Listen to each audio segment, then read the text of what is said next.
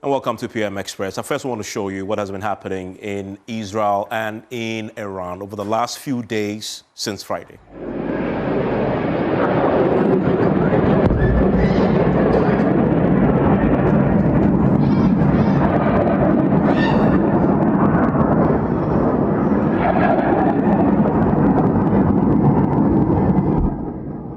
And that there, just the snapshot of the exchange of missiles between Israel and Iran over the last few days. And it all came on the back of this decision by the UN nuclear watchdog. And there was a decision that was taking a resolution that indeed declared that Iran is in breach of its nuclear obligations because it was still hiding quite a bit from inspectors.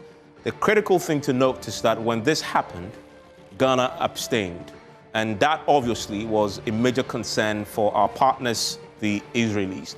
And then Friday, the 13th June, Israel then decides to launch airstrikes targeting, at least at the time, that's what we're told, the Iranian enrichment sites to disable its nuclear capacity. That has really set off what has become now a tit-for-tat exchange of missiles over the last few days. So far, lives have been lost. At the last count, at least, with Israeli officials, 24 people have so far been killed in Israel, a lot of them civilians. In Iran, the Iranians also say 224 people have died. So 200 more people in Iran have died, according to the Iranian government. Now, you need to put this in the broader context, really. This whole attack, as far as the Israel is concerned, we've also seen a very important point about what Israel is attempting to do, attempting to obviously disable, at least that has been said, it's a nuclear capacity, but also we've seen a nuclear enrichment sites targeted, the pilot fuel enrichment targeted, and others all targeted in the race that we've seen. Also, we've also seen the voting that happened. This is how it played out. And I want to show you this because it makes a clear point about the sheer number of countries that decided to abstain from this. But the countries that also voted no to declare that Iran is in breach of its non-proliferation obligations, only 3 countries came together to say no: Russia, China, and Burkina Faso. As for Russia and China, no surprise there. But the interesting one, I think, is Burkina Faso. But if you put in a context that Burkina Faso is one of the 3 African countries that are broken away from ECOWAS, really under Russian influence, then it rather confirms for us that the shift of Burkina Faso towards Russia is quite accelerated and steeper than we earlier thought. Considering that they will vote together with Russia, there's a lot to be said about this, and that's for another day, really. But again, I want to focus on the countries that said yes, Iran is in breach. 19 of them, and the regular suspects, UN, the US, Britain, Germany, and 16 other countries said they will vote to say that resolution will ink it and say they have breached their non-nuclear proliferation obligations. But again, Ghana is in the midst of 10 other countries who said they would abstain. But that is a very interesting position because some say it is just what Ghana has always done because we have been non-aligned over the years. But if you go back to, say, 2005, we had the last record where on the matter of the same subject of affirmed Iran non-compliance, we had then voted yes. But in 2025, as we talk right now, we're noticing that Ghana says they're abstaining. But why is that the decision that we decided to take? There's a reason why the Israelis are not happy. And I'm delighted that I'll be talking to a man who has been pretty open about the Israeli disappointment with us when it comes to the decision to abstain. The ambassador to Ghana had said it very clearly, Roy Gillard, that they're disappointed, but he also offers a proposal for us to consider reviewing our policy. And that's him there with us in the studio. And this was, he said this in an engagement with journalists. And rarely do you have a diplomat who is that assertive and blunt. Diplomacy is all about being tactful, but as you know, in times of war, you can expect that diplomats who will then be the chief advocates of their countries, you expect them to be this blunt. So that's why he's made this point. We'll have to ask him why the Israelis feel disappointed about us, but also the suggestion for us to amend and review our non-aligned policy over the years, since Dr. Kwame Nkrumah, by the way. But this is really what Iran agreed to sign on to, for which reason the IEA had made the point that they were in violation, because the Iran reaffirms that under no circumstance would Iran ever seek, develop, or acquire any nuclear weapons. But if you talk to the Iranians, they tell you that they're doing this only for energy purposes and not because they want to develop a weapon, right? That is at least the formal Iranian line. I think it goes without saying that Israelis simply do not believe that. In fact, there are many who have said over the last few days that Iran was simply days away from building one nuclear bomb. Some dispute that, though, but at least that has been out there shortly after the UN resolution was passed. But if you go way back to 1958, Ghana has a position on our bilateral relations. It's very, very clear. We hardly deviate from that, right? We were the first. Ghana was the first African nation to formalize its ties with Israel, which is a very good thing. And that is why you notice that the ambassador with us tonight is not only an ambassador for Ghana, but a few other West African countries. And he's based here because they take that relationship very seriously. In 1973, for example, Ghana cut Israel ties over the Sinai seizure. So again, the point here is we've not always seen eye to eye, but largely we have been friendly nations, right? And so you put that in context. In 1994, the Israel-PLO peace deal in 1993 restored Ghana-Israel relations, and we've been very good friends since. There are many friends of mine who've traveled to Israel under, very good relations because of that exchange program that we had. So my guest tonight is the Israeli ambassador at Ghana, who is going to be sitting with me to talk about everything happening in the Middle East right now. I'm looking forward to this very fascinating conversation. We're going to be asking him some, I believe, some tough, honest questions on what is happening there. But there's a global implication. That is really why we should care. I know there are many of you saying, oh, but the missiles are being thrown and it's only hitting Iran and maybe Gaza and Israel. But trust me, there are global implications for this. Not least, the cost of fuel is going to be affected. For example, the geopolitics of it is also very important. Tomorrow, we'll have a whole show looking at the implications. But tonight, let's sit for a conversation with the ambassador. Stay with me after this. And thanks for staying with me here on PM Express. A fascinating conversation in prospect. The world is on fire, many will say, and there are implications for the entire globe, and Ghana is no exception.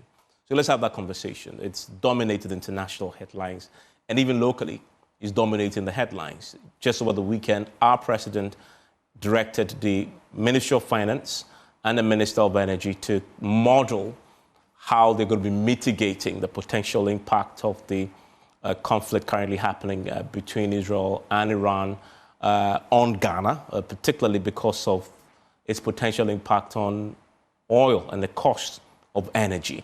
That tells you that this, obviously, the cabinet and the president himself is taking it seriously. Let's have a conversation with the man who is the official representative of the State of Israel in Ghana, Roy Gilad. Thank you very much, sir.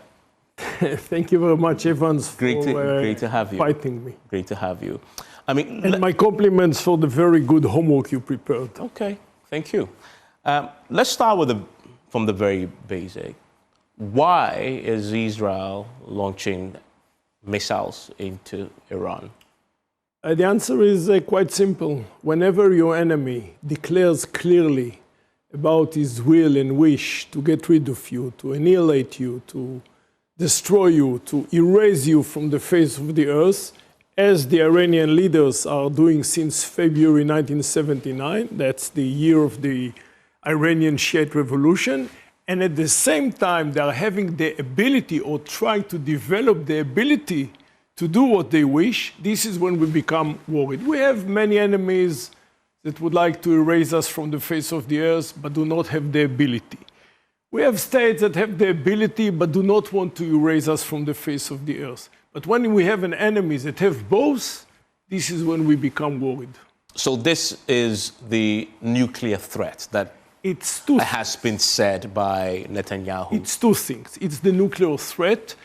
We believe that the Iranians have reached uranium to a level of 60%, which is enough for 9 nuclear bombs.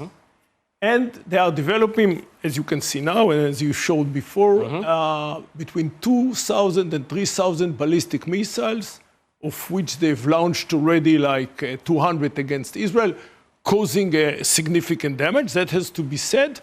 I think the main criticism you have among the Israeli people is that maybe we needed to do it before, not to wait so much. So I think Israel now, there is a very wide consensus among, for your viewers who do not know Israelis, Israel is a very opinionated people. And it's very hard to find consensus among Israeli people. There is a consensus now that this was the right thing to do. The only discussion is, had we had to do it before they had the 2,000 missiles that cause now significant damage in Israel. On the nuclear threat, though, the UN agency was dealing with it. In fact, a day before you launch your strikes, the IAEA, the UN nuclear watchdog, had adopted a resolution which said they were in breach of the obligations under the nuclear non-proliferation agreements, which obviously means subsequently there'll be more sanctions. Shouldn't you have simply left it for the UN to handle? We left it for more than 20 years for the international community to deal with this challenge.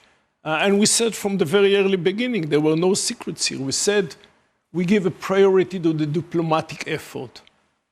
However, if the diplomatic effort will fail, there is another effort. And unfortunately now we are in the other effort.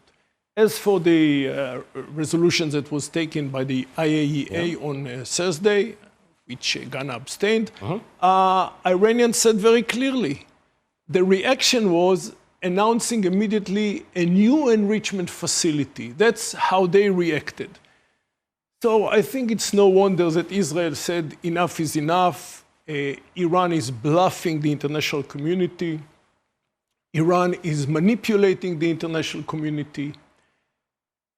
And you know, the first and foremost of a democratic, reasonable government, every government, the government of Ghana, any other government, is provide security to its own citizens. And what we did was self-defense. So you believe this was self-defense? By all means. But we were there to defend the 10 million people who live in Israel, Jews and Arabs, Christian and Muslim and Jews. This was a pure self-defense activity. I mean, it's a preemptive strike. It's a preemptive. We did self-defense is when typically you're under attack. Preemption is not something that is not familiar. We did it in 1967, the famous war in 1967. We attacked the Egyptian Air Force after Nasser promised again to erase Israel from the face of the earth. We attacked the Iraqi nuclear facility. We attacked another nuclear facility in Syria. Preemption is not something which is not familiar in the national defense of every state, and also Israel is doing it when we must.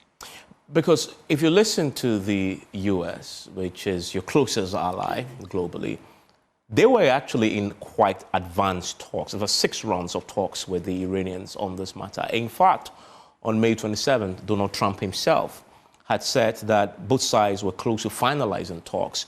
You had Steve Witkoff, who actually was very upbeat about what he calls constructive, and noted that further progress had been made, although work remains. Even the US was hopeful that they were close to getting a deal with Iran. The US was hopeful, Israel was hopeful, the international community was hopeful, but those hopes were not based. I think the Americans were manipulating the talks. And you heard very well President Trump saying we gave them 60 days of ultimatum, if you wish. They didn't come to the table in the right way, in the right, I would say, attitude. and on the 61st day, Israel attacked.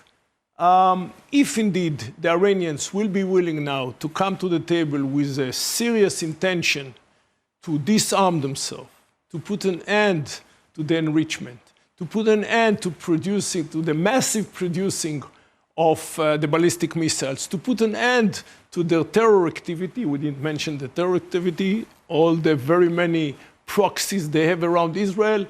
If Iran promises to be just another state with no intervention within the Middle East, then we have no problem. Are we so much involved in love with the radical mullahs who control Iran? No.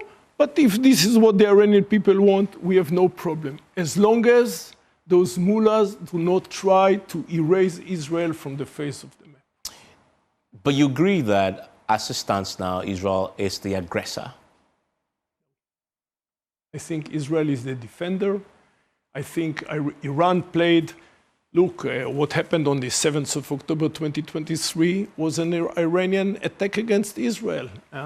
Iranians had, we speak much about the nuclear ability, we speak much about the ballistic missiles, we don't speak enough about the terror activity. Iran have managed to establish a group of mainly leaning on Shia communities, proxies all around Israel, starting with Hezbollah in Lebanon, moving to Syria, moving to militias in Iraq, moving to Hamas and PIJ, Palestinian Islamic Jihad in Gaza, ending up with the Houthis.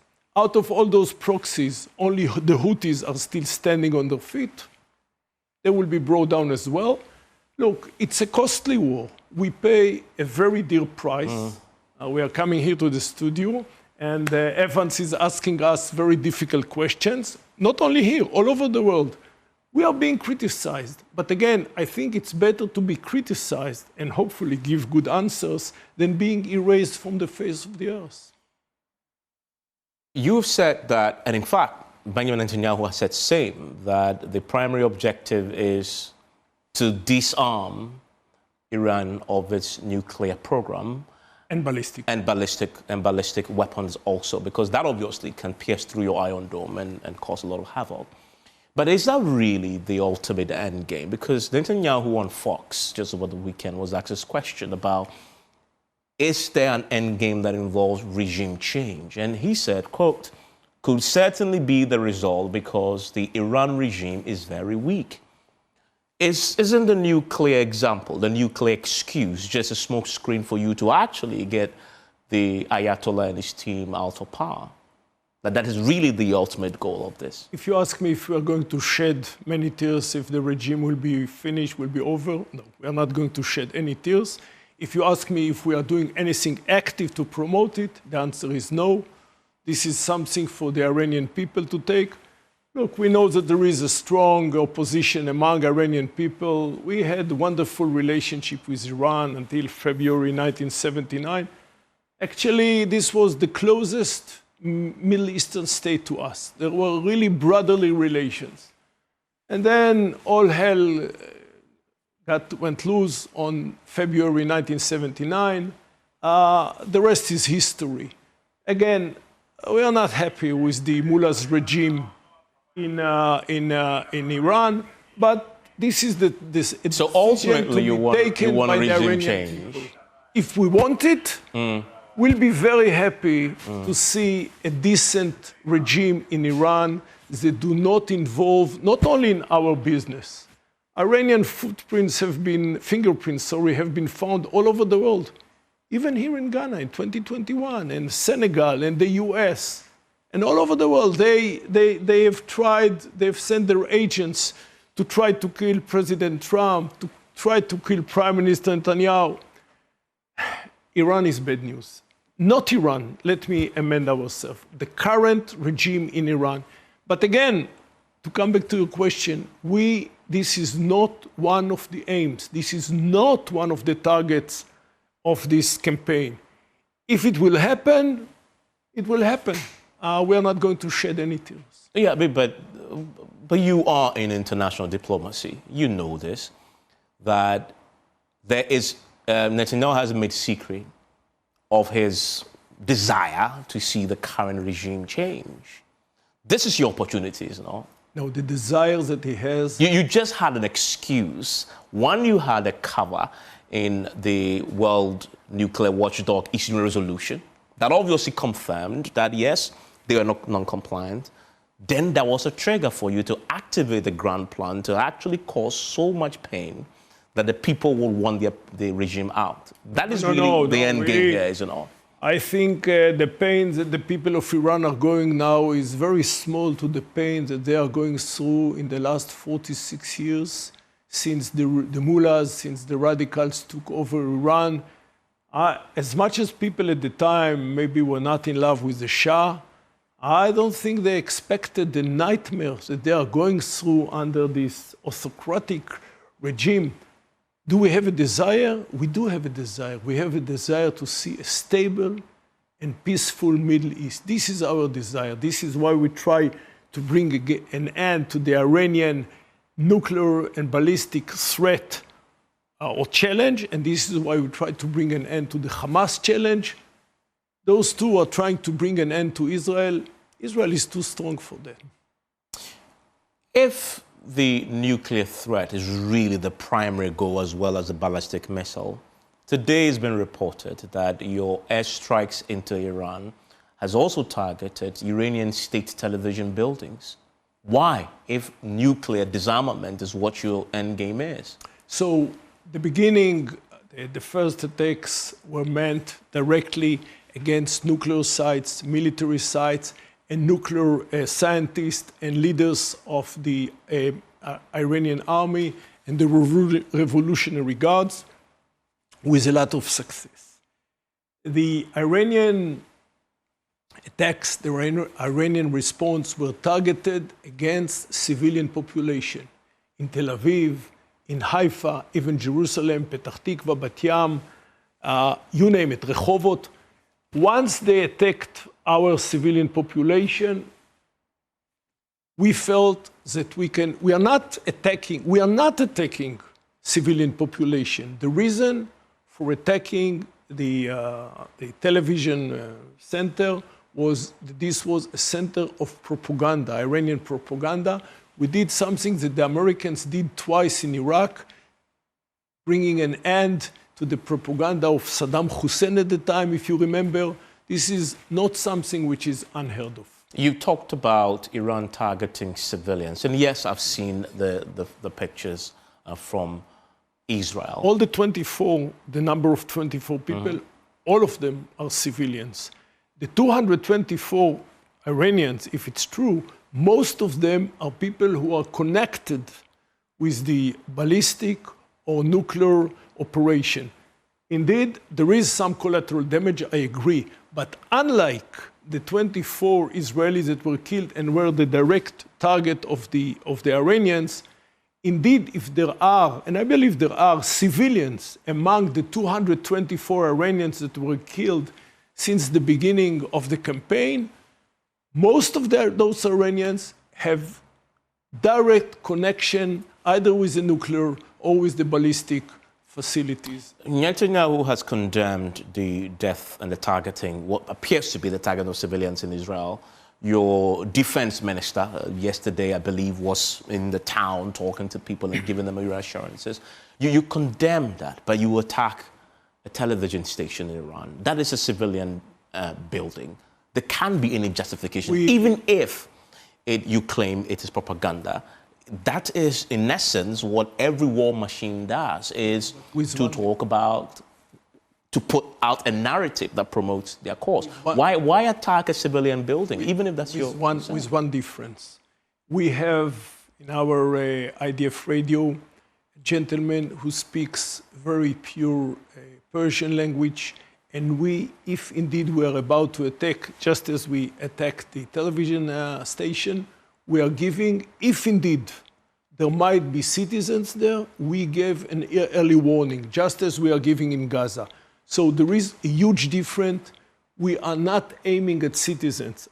I'll tell you more, Evans. The people of Iran, the citizens of Iran, are our friends. Historically, traditionally, there is a huge Persian Jewish community in Israel that they still have relationship with Iran. I strongly believe, you might say I'm naive, that at the end of the day, relationship between Israel and Iran will go back to what the war in January 1979, 1 month before the revolution. I think there is a lot of similarities between Iranian and Israelis.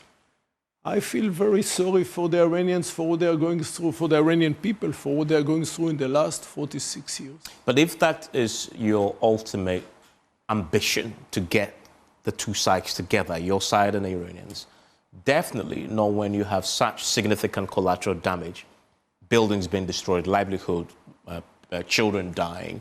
You cannot win people over by killing them. Never since the beginning of the campaign on Thursday night, we aimed at a civil target. I explained to you the reason why addressing this television network. Iranians are spreading propaganda all over the world, all over their own communities. We, unlike the Iranians, we are not targeting, we are not aiming civil population. We are targeting energy resources. That's true, just as the Iranians are doing. If the Iranians would attack only military sites in Israel, there would have been no need to expand the attacks. Again, we started attacking only sites that are connected with either the nuclear development or the ballistic missiles development. Iranians decided to attack our population, all hell broke loose. The Oman's foreign minister, who was very key in trying to negotiate between Iran and US as far as this nuclear program is concerned, said this, that diplomacy and dialogue remain the only pathway to lasting peace as far as the disarming Iran of its nuclear ambitions. Do you agree? I agree that war is part of diplomacy. War is part of diplomacy. Sometimes, I'm not the first one to say it, it's well known in international relations, and sometimes you need to take a military action, a military activity. Sometimes you have to use some force in order to make sure that the other sides come to the table being more willing to reach an agreement. If there would have not been what I call a threat, a military threat, I believe that the Iranians would keep on being as stubborn as they were. My wish is that after, and I think it's quite clear, let's face it, that Israel is much stronger than Iran. I think the Iranians know it, you know it, we know it. My wish is that the Iranians, once they learn this lesson, and they are very pride people, but at the end of the pride, there will be a lesson that they are learning. They will come to the table and they will negotiate with the Americans in goodwill and will be willing to give up the enrichment. You spoke earlier about their attempt to develop nuclear power, which they say is a civil nuclear power. Nobody takes it seriously. This is such a costly campaign to develop nuclear energy, while those people have the biggest amount of fuel and also some natural gas in the world. Why somebody should invest so much money, especially when their economy is so fragile, in developing nuclear energy? I don't think anybody buys this bluff. They are trying to build a nuclear bomb, and I think we have to call it a bluff. If the ultimate goal is to bring Iran back to the negotiating table, I mean, there was negotiations already happening, as I referenced earlier. Because of your strikes now, those talks have been cancelled. Postponed.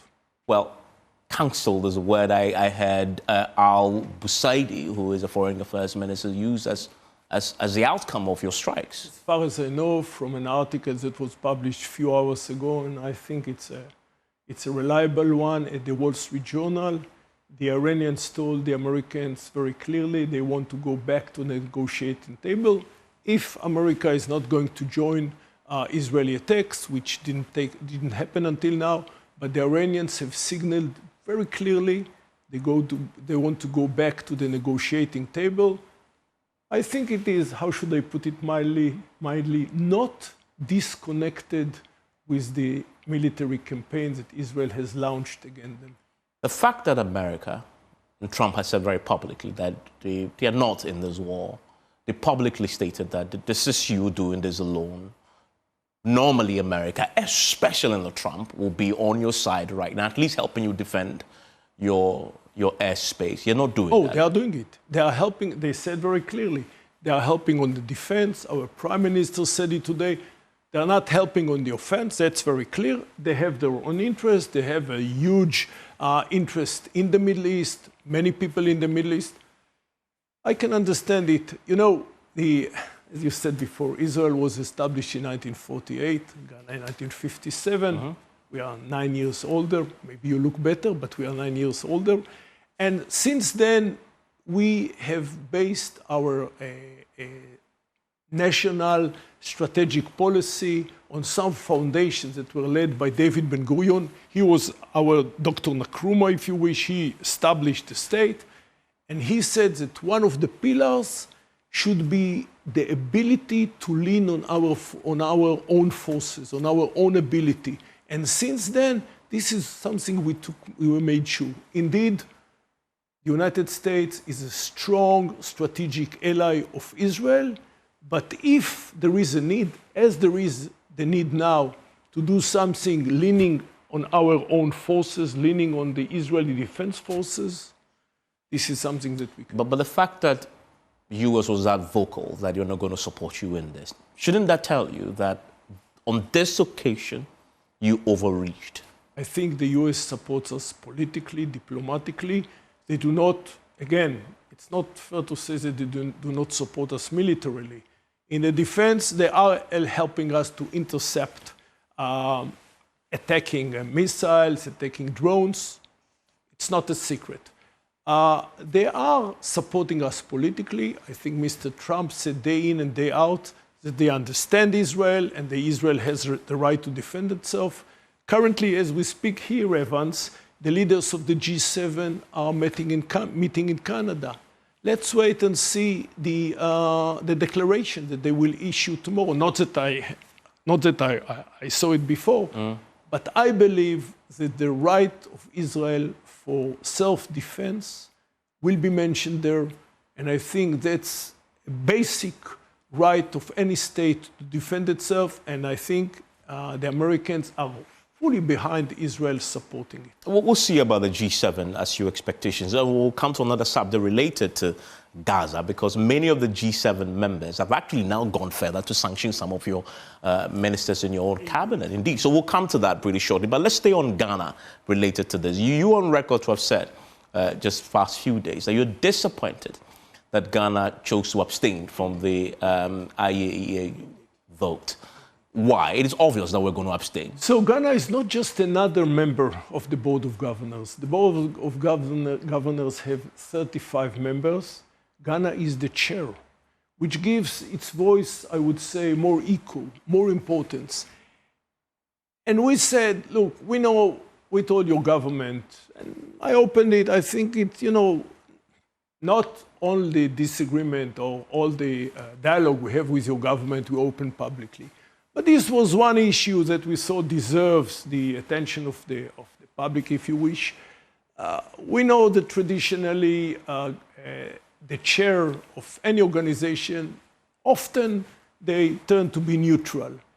And we told the government here, this is not just another issue. This is an issue that we consider to be an existential threat over a state that you consider to be a friend of.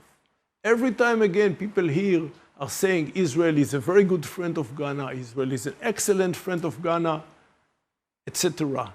If indeed Israel is a good friend of Ghana, and your good friend is coming and telling you there is another state which happens to be a member of the UN, which is threatening us, which calls publicly for the elimination, for the destruction of the state of Israel, and at the same time trying to develop a weapon to fulfill this wish, then we expect you to support us. And look, Ghana didn't vote against it, as did Russia and China and Burkina Faso, as we said, as you said before. We thought Ghana could hear, as you did in 2005, 20 years ago, we thought Ghana can repeat this mode of vote. Look, maybe because Ghana now is the chair, and in 2005 you were not the chair, maybe this is the reason for the change. We were disappointed, but look, disappointment is something that happens often. Sometimes we are disappointed with the Americans, sometimes the Americans are disappointed by us. Disappointment is not something that should, God forbid, cast a shadow on the bilateral relationship. We have an ongoing dialogue with your government.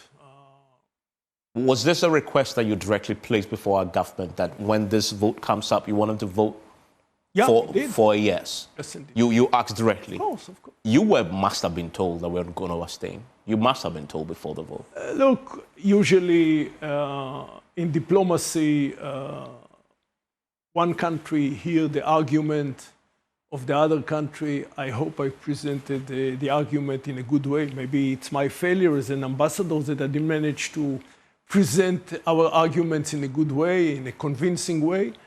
And very seldom, very rarely, the receiving end will tell you what we are going to do. We had hopes. Our hopes didn't come true. Again, we're speaking about it now because what happened 24 hours afterwards. One thing is clear. The diplomatic effort to put an end to this vicious and evil Iranian agenda failed. There is now another attempt, a military one, but this doesn't mean that there will not be a return to the diplomatic one. I hope and I believe that once the Iranians will come back to the negotiating table, how should I put it mildly, they will be more flexible, if you wish. You also said something very fascinating, that our long-standing international relations policy, which is to be non-aligned, you actually suggested that it's time we take a second look at that and then reevaluate and review.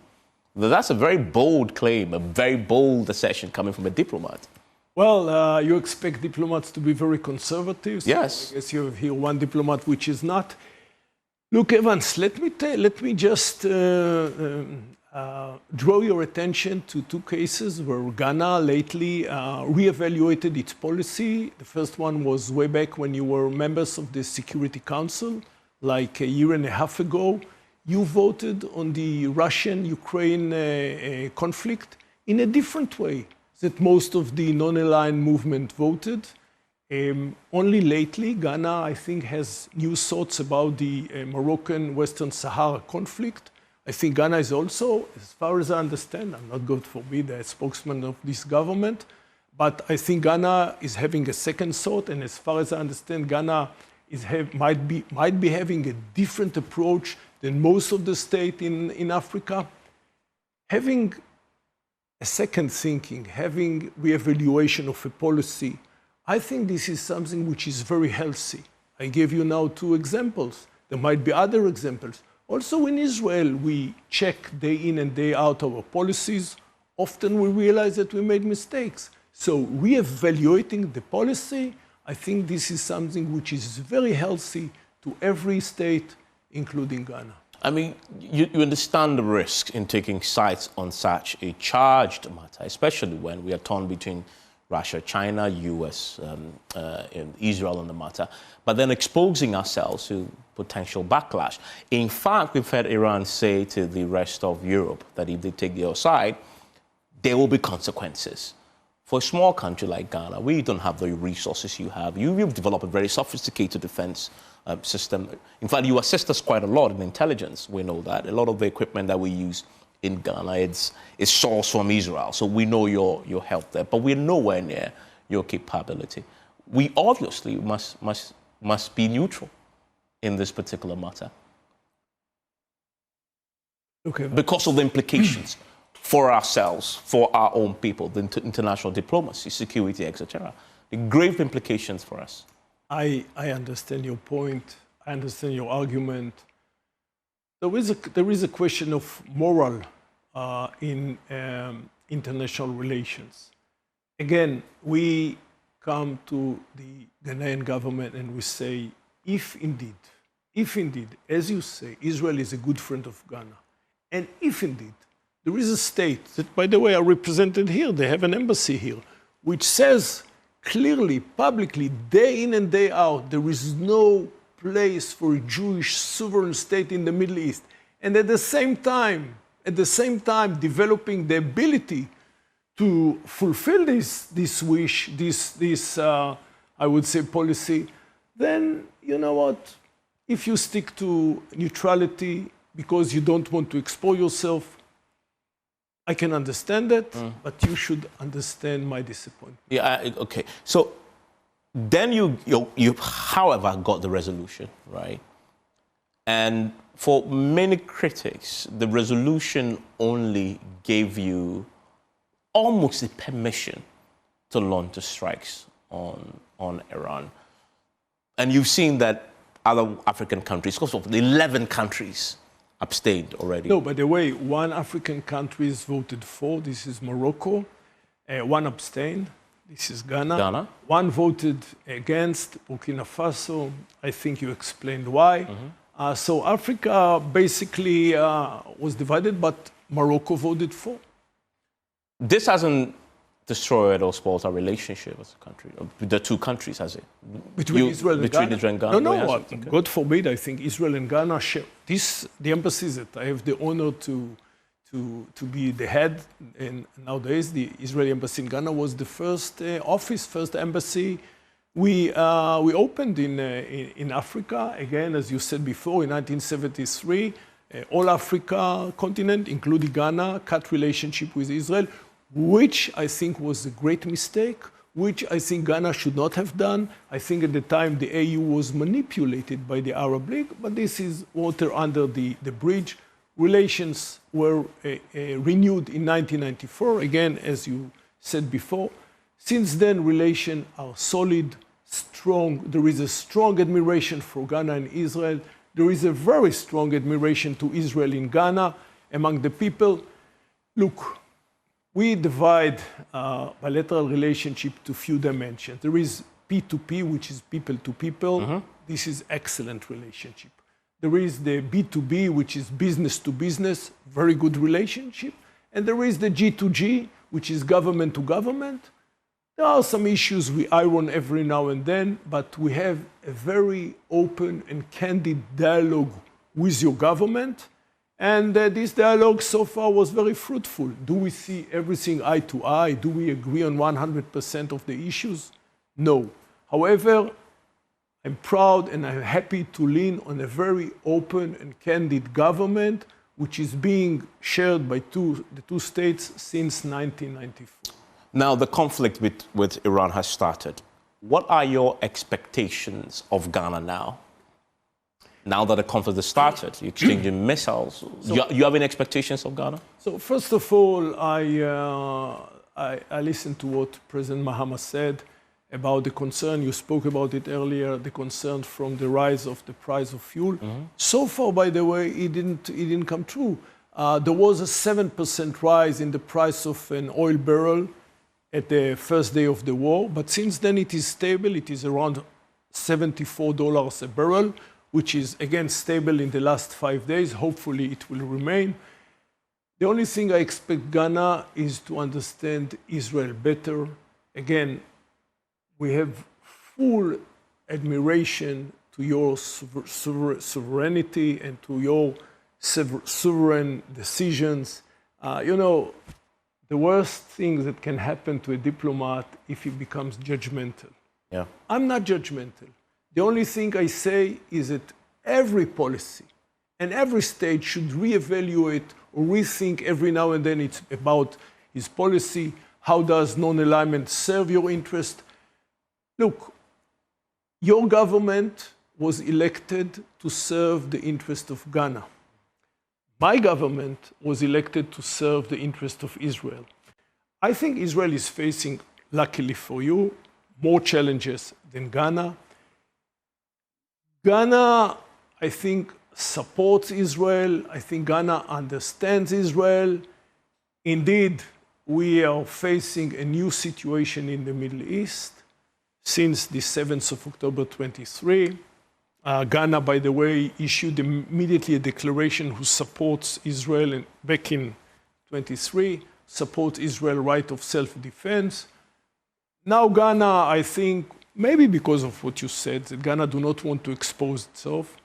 I think Ghana is taking again a neutral position vis-a-vis this conflict.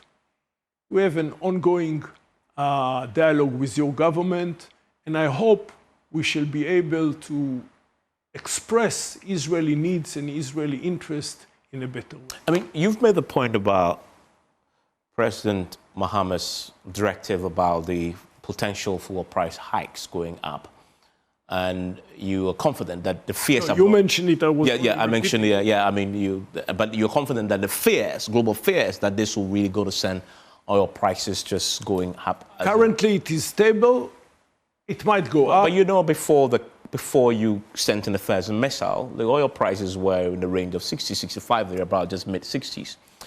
Post that, it's gone to 70, mid-70s. And it's now, of course, hasn't gone further, but at least it's been, it's jumped. You're correct. That, obviously, is going to hit my pocket in Ghana because of your missiles in Iran. Plus, you are also targeting Iranian energy facilities. That obviously complicates it a bit more. So let me use this podium and tell you that in my last meeting with your Minister of Energy, I discovered that Ghana has a very small amount of solar energy. And one of the things I told the minister, Israel is leaning heavily on solar energy. You have so much sun, you have so much area to put what is needed. Let us help you in establishing a more significant solar energy industry here. Again, that's a long process. We understand that there is a price for such a campaign. We understand that this price is affecting an oil-important state like Ghana. It is affecting the United States. It's affecting many states. What I would like you to understand is that we are here protecting 10 million people. And if indeed the only way we can convince the world that there is a danger to their safety, to their future, is a nuclear mushroom above Israel, this will be too late. I'm going to take a break. My guest tonight is His Excellency Roy Gilad. He is the ambassador of Israel to Ghana, Liberia, and Sierra Leone. He's my guest tonight. If you don't know already, the world is on fire. It is one that is affecting everybody.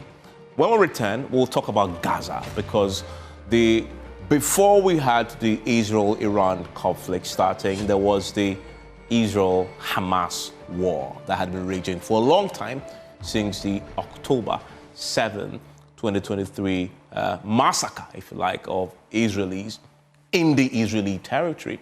We're going to be talking about that. And then we'll ask him, why is Israel fighting on so many fronts? How is Israel even still going? Because they have at least, the last count, 6 fronts.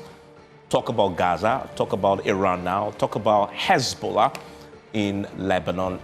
The Houthis, too, is there. They're fighting on all of these fronts. How are they even able to do all that and still remain intact? My guess, after this break.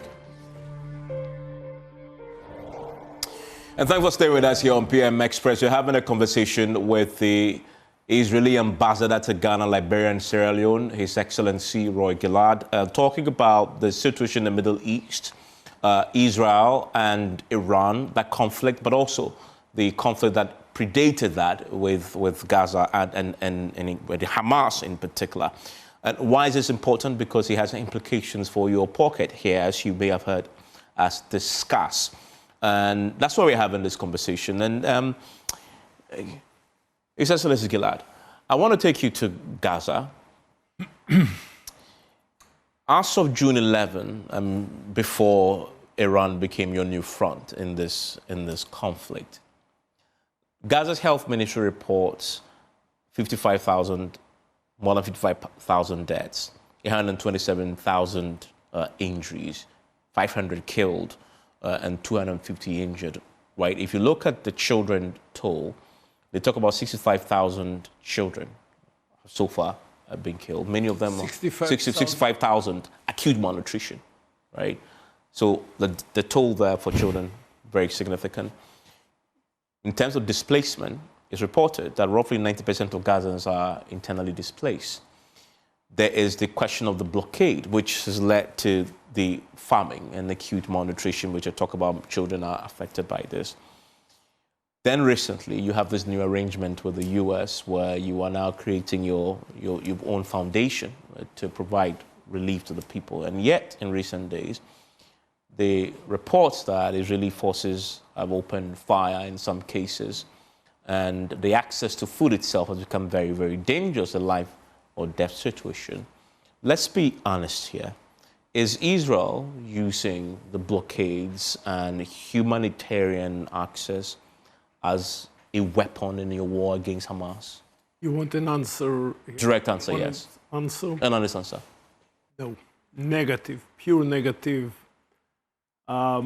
Look, I don't know if those numbers given by the Hamas are accurate. I know one thing.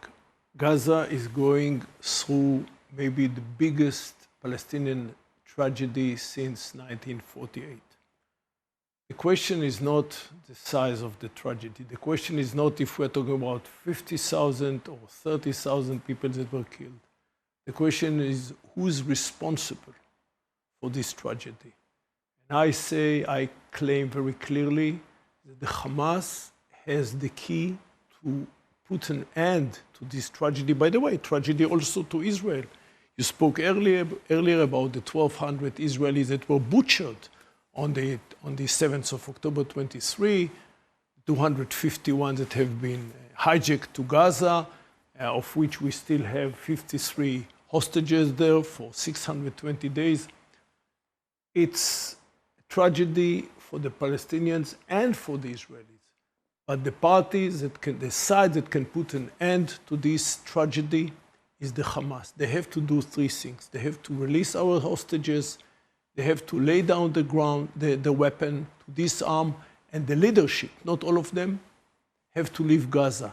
Just as the PLO left Beirut, you might remember, in 1982. Again, it is not something that is unheard of. I think we see a dramatic change now, not only in Gaza, also in Lebanon. All kinds of proxies, all kinds of terrorists that held the weapon instead of the state. Hezbollah was much stronger than the Lebanese state. Hamas was much stronger than the Palestinian Authority. The Arab states, the Arab League, let alone the international community, say enough is enough. The Palestinian Authority, Mr. Abu Mazen in Ramallah, tell Hamas, lay down your weapon. The Lebanese government in Beirut tell Hezbollah, lay down your weapon. So we managed to beat Hezbollah badly. The war against Hamas takes longer than we thought. If your war is with Hamas, why are so many innocent civilians dying? Unfortunately, there is a simple answer, because Hamas is using them as a human shield. So you know they're using them and you're still killing them? Because the bigger the casualties are, we are trying to limit the casualties, the number of what we call collateral damage. The bigger this number is, it's bad for us, because then the public opinion is against us. However, the bigger the number is, it serves the interest of Hamas. Hamas would like to see as many civilians being killed, because this is his safety net. And they know that the pressure of Israel will grow, and Israel will be forced to put an end to the campaign before Hamas is finished. But if we've put an end to the campaign before Hamas would be brought down, then we'll see the 7th of October time and again.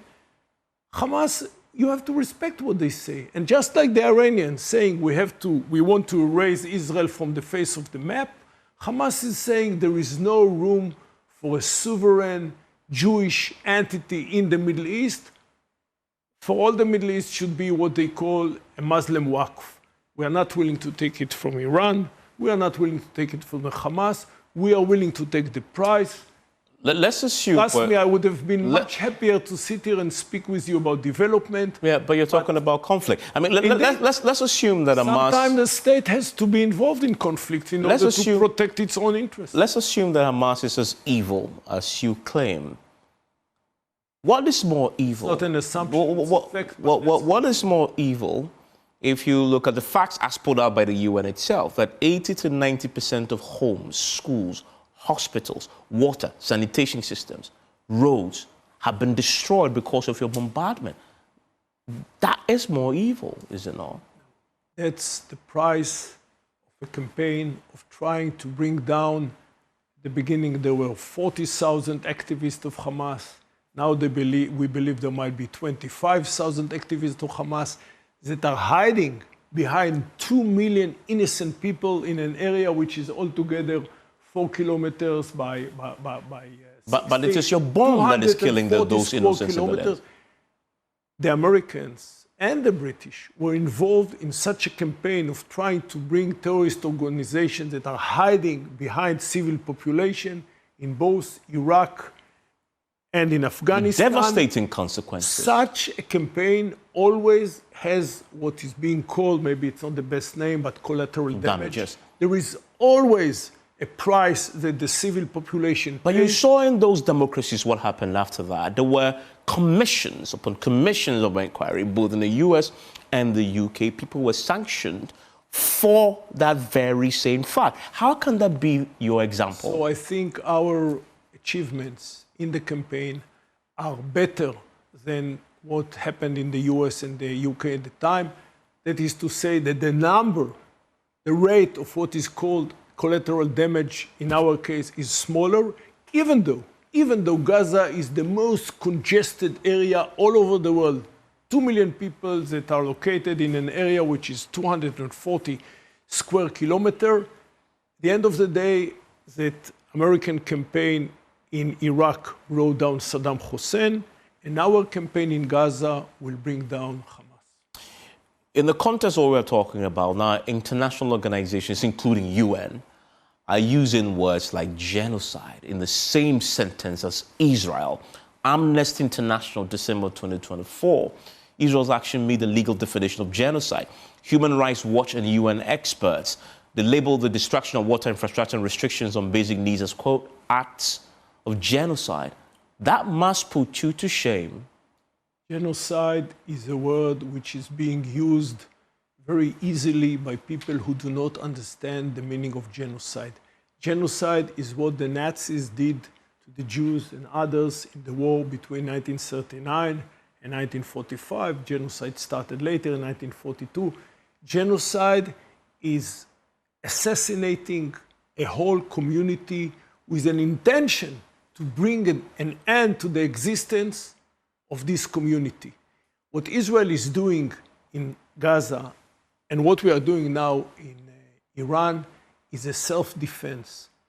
If indeed, as I said before, the war will be ended while the Hamas is still standing on its feet, still arms, 7th of October will come time and again, and eventually we will pay the price as we did on the 7th of October, and then, just like as I said before with the Iranian nuclear mushroom, God forbid, over Israel, we'll get a lot of sympathy, and then you'll call here the Iranian ambassador and you'll crucify him, and you'll call the representative of Hamas and you'll crucify him. We'll have a lot of sympathy, but we should not be there anymore. We prefer to be criticized. I hope I give decent answers, but still be alive. Whether we are facing the terror challenge from Hamas or we are facing the nuclear challenge and the ballistic challenge for Iran, a reasonable government, as I told you before, Evans, its number one responsibility is to guarantee the safety of its own citizens, and this is what we are doing. I mean, I've been curious about one question all along. Since the October 7, 2023 attacks, you have opened at least 6 war fronts, if you like. Not that we were open, 6 fronts were opened against us. Okay, well, that's the way you spin it. That's fine. So you have Hamas, you have Iran, you have Houthis in Yemen, you have Hezbollah in Lebanon, and you actually send ground troops there, which again was quite a serious one. And you obviously have the militias who are lying in Iraq and that in Syria that you're trying to take out. So 6 of them. How are you able, one small, tiny country, and I insist, because if you look at the land size of Iran alone, it is 75 times more than yours, very tiny country. You're less than 10 million people. In Iran, it's what, almost 90 million in Iran. How are you able to fight on 6 fronts over the last 1 year and still remain standing? And be successful. So largely, yes. Let's make a countdown. In Lebanon, we've managed to push Hezbollah 15 kilometers from the border to the other side of the Litani River. And Hezbollah is facing now very strong criticism in Lebanon that all the political platforms and the parties in Lebanon, short of Hezbollah itself, calling them to disarm itself. This was not there before the Israeli campaign. In Gaza, all the Arab League, all the Arab states, let alone the international community, calling the Hamas to disarm themselves. Syria, the regime is gone. We are waiting to see the intentions of the new regime.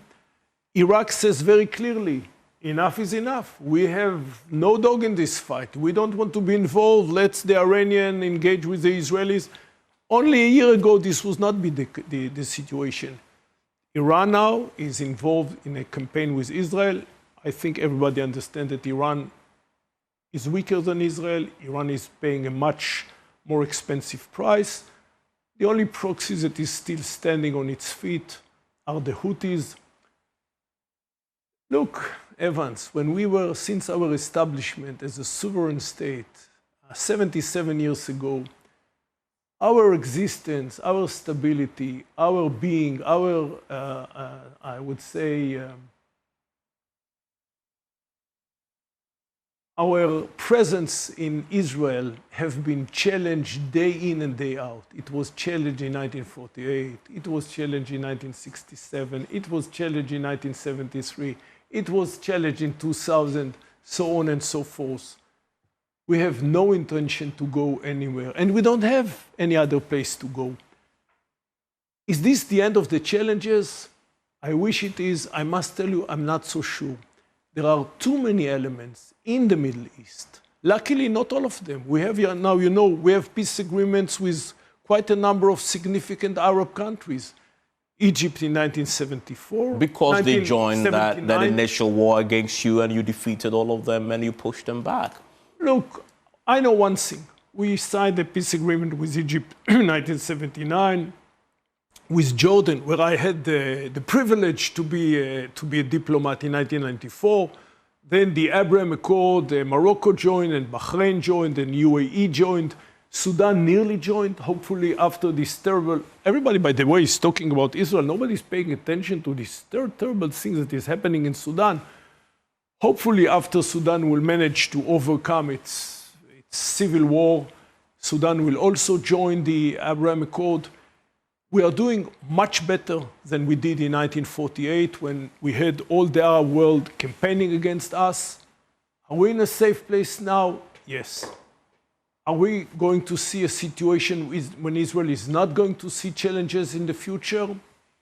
I'm not so sure, but as I told you before, we have managed to develop in the last 77 years, I would say, a stable state, a powerful state, which, unlike what people think, is not leaning only on military might. We are strong militarily, but we are strong economically. We have strong foreign relations, and we have strong what I call a social glue. The people are united. As much as we have many opinions, as much as we are very opinionated states, whenever we face a challenge, we stick together. Is a reason why you can have 6 fronts as far as the war is concerned and still be standing. But this is purely down to your military strength, isn't it all?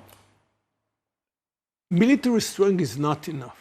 When the USSR, when Russia collapsed in the early 90s, they had a very strong military, but the economy was broken and everything collapsed. Unless you have the combination of those four elements, the military strength, military might, if you wish, strong economy, strong international support, including from Ghana, and social cohesion, then you can't do it. I think that's the secret, if you wish, of the Israeli ability to face all those six challenges, six fronts altogether. But one of those elements is currently very shaky. You're losing friends in the West. You're losing friends in Britain, in France, who have taken an extraordinary step in the last few days to sanction some members of your own cabinet because of what is happening in Gaza. I'm aware of it. They do not sanction the Israeli government. There are sanctions only to Israeli ministers who are part of the hardliners. Right wing, hardliners, if you wish. Not that we do not pay attention. We do pay attention. We understand the message. However, I think France and Britain said already they will be part of defending Israel in the face of this barrage of missiles coming from Iran. Again, look, this is just like our relationship with Ghana. Do we agree on 100% of the agenda? No. There are issues where we do not agree, but just like, as I depicted earlier, our relationship with Ghana, what we consider to be a friend, the same way we iron our differences with the good friends in the West, with Germany, with France, with the UK. Sometimes we have differences also with the US. This is something very normal in the relationship. I believe that all the states that were mentioned before, including Ghana, do support the Israeli basic right of self-defense. Roy Gilad, thank you very much. I thank you for hosting me. We keep an eye on what is happening in the Middle East. And I'm pretty sure tomorrow you want to join us because we have another conversation still on this. But we're going to look at the global implication of this, particularly for Ghana. You do not want to miss it because you're going to be live in Israel, in Iran also, just to get a taste from there of those who are in there and how they even perceive the rest of the world looking back on what is happening there, knowing that every single missile that strikes has an implication on my pocket as miles away in Ghana. Stay with us for that tomorrow, 9 to 10:30 tomorrow evening here on PMX. So enjoy the rest of the evening.